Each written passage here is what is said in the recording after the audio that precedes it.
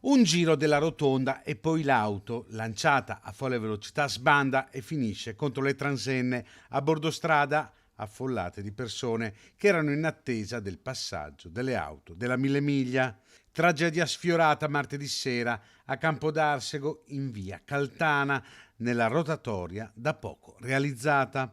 Alla guida dell'auto impazzita, ripresa dalle telecamere di videosorveglianza cittadine, un giovane che ora dovrà prendersi le sue responsabilità non solo economiche, ma soprattutto per aver messo in serio pericolo la vita di molte persone.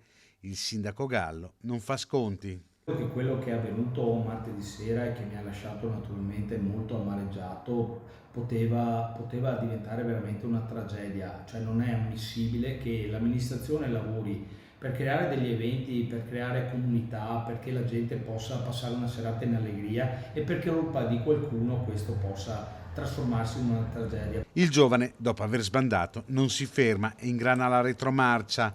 Sembra abbia tentato anche una fuga a piedi, ma è stato fermato dai passanti che hanno avvisato anche i carabinieri. Sul posto anche la polizia locale del Campo San Pierese. Si tratta di un ventenne residente nella frazione di Fiumicello. Adesso naturalmente sto attendendo la documentazione da parte del comando dei carabinieri e poi mi confronterò sia con il maresciallo che anche col comandante della polizia locale, perché voglio capire se ci sono i presupposti per andare avanti, perché una cosa del genere non può avvenire.